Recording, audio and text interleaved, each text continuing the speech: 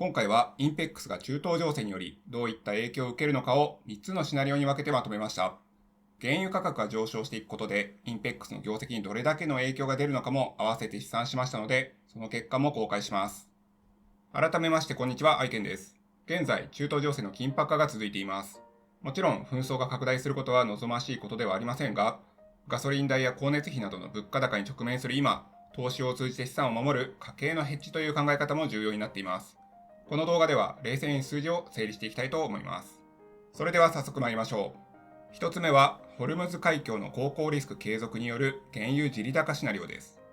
現地の緊張が長期化し、原油高が解消されない状態で、現状はこの可能性が一番高くなりそうだと考えます。現在、ホルムズ海峡は情勢を反映した警戒状態にあり、タンカー等への攻撃リスクによる被害や運賃高騰が続いています。事態の早期収束への期待もありましたが、現地の主張は依然として平行線で、沈静化の兆しは見えません。もし、ホルムズ海峡に機雷が敷設された場合、物理的な航行困難な状態が継続されることも予想されます。一度でも敷設されれば、その確認と除去には長い期間が必要とされます。過去、海上自衛隊の掃海艇が派遣された事例では、時期に反応しない FRP 製の船で近づき、水中処分員が潜水して爆破処理を行ってきました。当時は30前後の機雷を除去するのに半年程度を要したという記録もあります。現代ではドローン技術も進歩していますが、広大な海域の安全を完全に確保するためには、今でも膨大な時間が必要となります。2つ目は最悪のケースで、事態の深刻化により1バレル200ドルを突破するシナリオです。現地の石油施設やインフラが破壊された場合、長期的に原油を生産することができなくなり、壊滅的な打撃を受けます。これは世界的なエネルギー供給問題に発展し、物価高騰と景気停滞が同時に起こるスタグフレーション、そしてリセッションを引き起こすリスクがあります。国家の経済を揺るがす事態にもなり、直結する家計へのダメージが最も深刻になるケースです。しかし、需給の側面で見れば、原油価格は即座に急騰し、原油関連施設の再建に数年を要するため、中期的に高値で安定すると考えられます。そうなった際、セクター別の影響を一部の例として挙げてみると、石油・天然ガス銘柄は業績への強烈なインパクトとなり、再生可能エネルギー関連なども政策的に追い風になるでしょう。逆に煽りを受けるのは航空輸送セクターです。燃料コストの上昇は物流の停滞を招き、農業、漁業などあらゆる産業で物価上昇圧力が高まります。為替についても輸入依存度の高い日本は貿易赤字が拡大し、さらなる円安を招く可能性も考えられます。中東に関連する話としてインフラを支える日本企業もあります。例えば東レはサウジアラビアでの水問題解決に貢献するため、海水淡水化の膜を製造する新工場の稼働を進めるなど、グローバルに活動しています。こうした命のインフラを守る企業の動向も重要です。最後、3つ目は、事態の沈静化による正常化シナリオです。外交努力などにより事態が沈静化するケースで、この場合は地政学リスクによるプレミアムが一気に剥落し、原油価格は正常化に向かうでしょう。しかし、現在の緊迫した情勢を見ると、この可能性はまだ不透明と言わざるを得ません。では、油価の上昇がインペックスに与える影響についてチェックしていきます。2026年の通期予想として、最終的な当期純利益は3300億円を見込んでいます。想定レートは油価が1バレル63ドル、為替が1ドル151円です。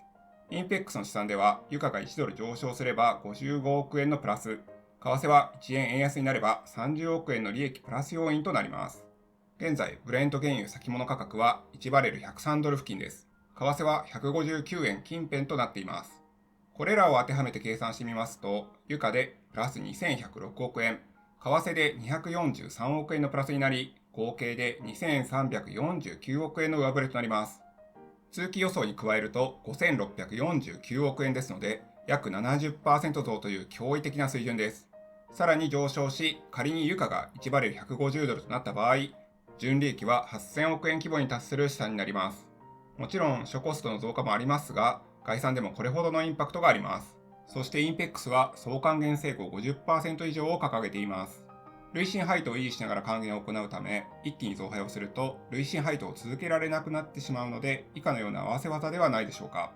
普通配をやや増配し、大型の自社株買いをぶつけ、足りない分は特配でフォローなど、自社株買いをすることで将来の配当金負担も減少しますし、EPS、PBR も向上できます。前回の決算でも質問が寄せられていて、中東情勢についてはインペックスもまだ表明できる段階ではありませんので、その時の情勢に応じて5月13日の第一四半期決算で発表される見通しです。ここからは現在のインペックスが行っている事業について簡単に紹介します。インペックスは日本のエネルギー安全保障を担う石油・天然ガス開発の最大手企業です。再生可能エネルギーや水素・アンモニアといった次世代のエネルギー開発にも積極的です。特に天然ガスは脱炭素社会への移行期において石油から切り替えるトランジション燃料として需要が伸びていて、そのパイオニアとしての役割が非常に重要になってきます。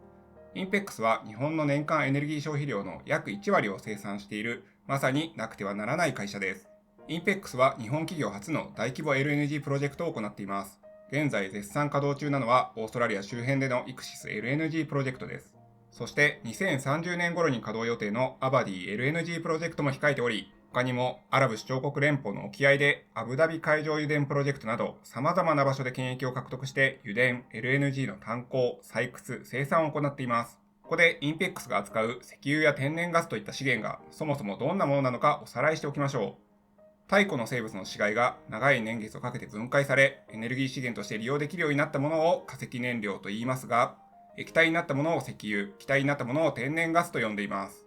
石油・天然ガス産業では炭鉱、開発、生産フェーズをエクスプロレーション&プロダクションの略で E&P もしくは上流と言います。生産した石油・天然ガスの輸送を中流と言い、加工・供給までを下流と呼んでいるのですが、インペックスはこの E&P 事業を行う国内2大巨頭の一つです。ちなみにもう一つは石油資源開発 JAPEX です。別動画もありますのでよかったらそちらも見てください。